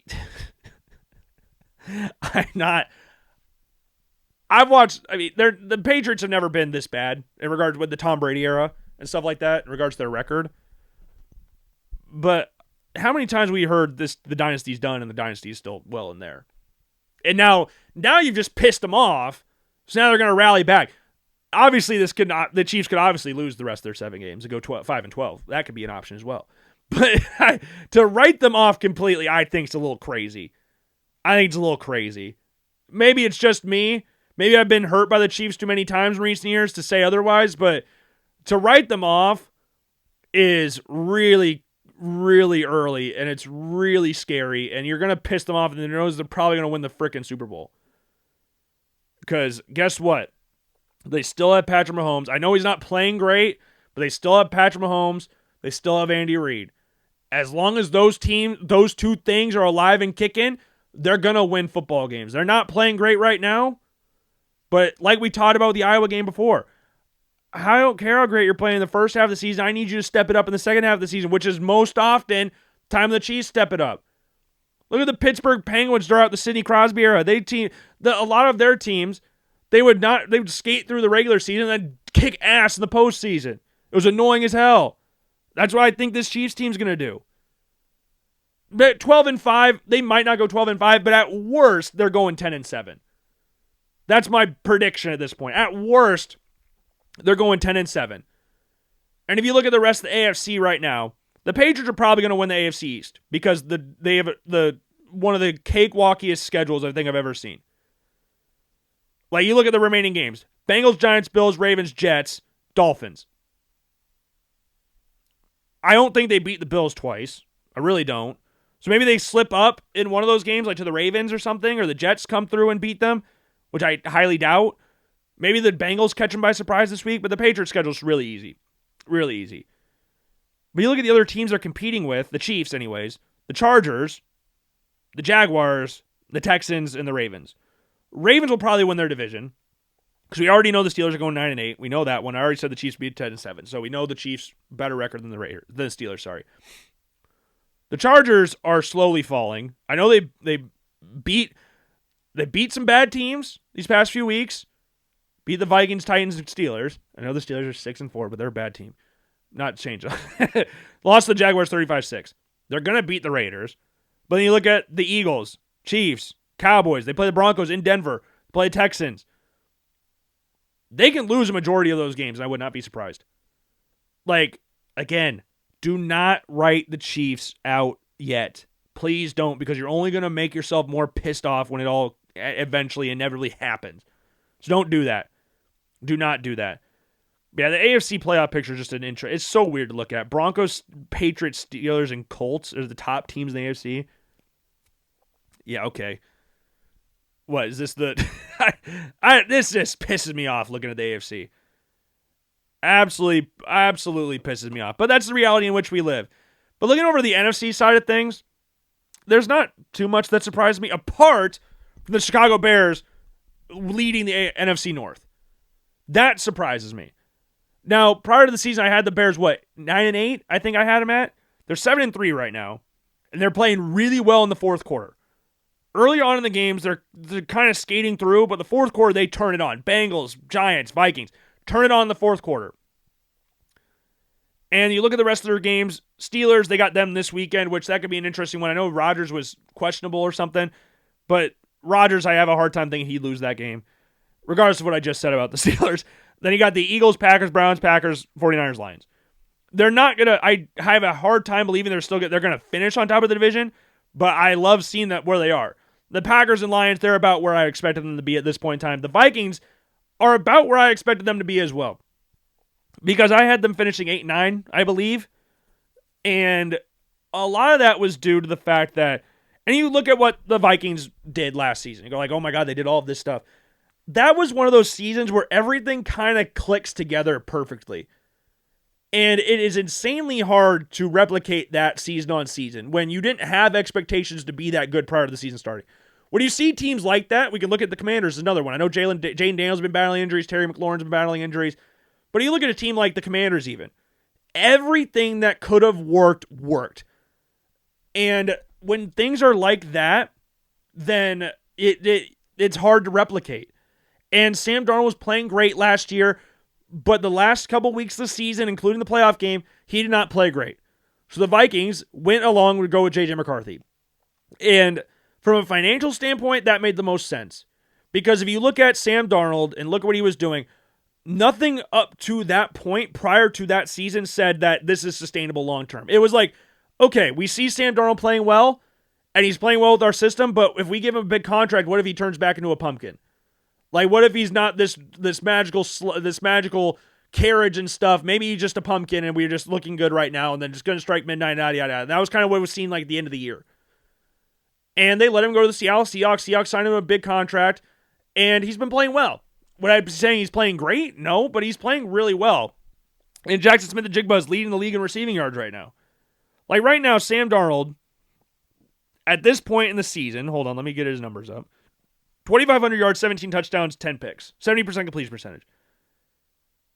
Has he been, again, I don't think he's been playing to this MVP level or anything, but he's been playing well. And this game against the Rams, which was his bogey team last year, he went 0 touchdowns, 4 picks. That's not great.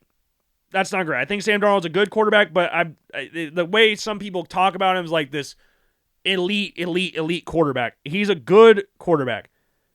And right now, for the Vikings, it's hard to look at because of seeing Sam Darnold playing well with the Seahawks and seeing how much the Vikings are struggling with JJ McCarthy and seeing how he battled injuries. Then Carson Wentz had to go in playing on just his head pretty much. He had nothing else working in his body. It was basically just willpower keeping him in the game. And the Vikings are struggling. They're struggling. And McCarthy has not been playing good. That's blatantly obvious. We know that. He's been playing well in certain fourth quarters, like the Bears game. I thought he played well in the fourth quarter. Lions game, he played some decent plays. The famous one, week 1 against the Bears, he played really well in the second half. Like, he's playing well late in the game, but in the NFL, you can't. That's not sustainable. That's not sustainable. Tim Tebow made a living off of one season by doing that. And I'm not saying JJ McCarthy's Tim Tebow or anything, but you need him to play better throughout the course of the game rather than just keeping it all late. I said that with Rocco Becht going into this season for Iowa State. You got to play the whole game. And some of the throws he's missing are like, how are you missing that? Why are you missing that? Those are throws that at this level you should be making. Those were throws at Michigan you were making. And right now it's not working. And I just got to remind people what Kevin O'Connell said. Organizations fail quarterbacks quicker than quarterbacks fail organizations. I think Kevin O'Connell has 100% faith in JJ McCarthy at this point. I think he does. I'm not in the circles or anything. I'm not in the locker room. I've never talked to him, so I don't know. But if you made the move to go from Darnold to McCarthy, you have faith in McCarthy, and they're not going to go out there and end his time there without giving it the good old college try. JJ McCarthy, I think, has a lot of talent. And like I said before, if he waited a year, he would have been the number 1 overall pick in this past year's draft. That's what the trajectory was looking like.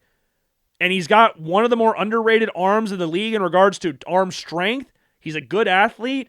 He is tough. I know he's battled some ankle injuries this year. He had the knee injury last preseason.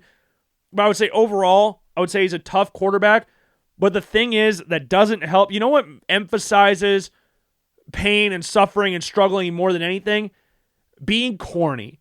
That kind of makes things 1,000 times worse for you than if you were just living your life every day normally. The whole 9 thing, like, dude, I call him 9. What? Why? Why are you doing that?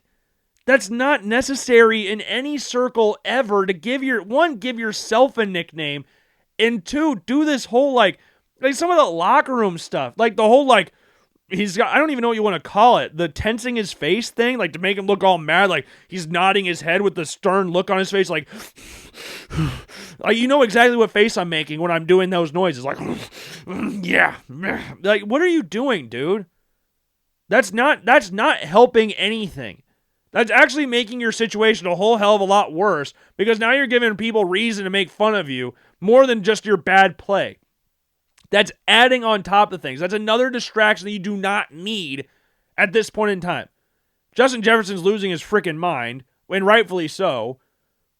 But, dude, you're not helping yourself. JJ McCarthy is a dude that has not played a lot of football in recent years. He missed all of last season due to injury, and given how Darnold was playing, probably wasn't going to see the field much anyways. This year, he's been hurt a good majority of games. I think he's only, how many games has he played in general? He's played 5 games. He's played 5 and 10. So he's missed half the season. So in 2 years as an NFL quarterback, he's played 5 games.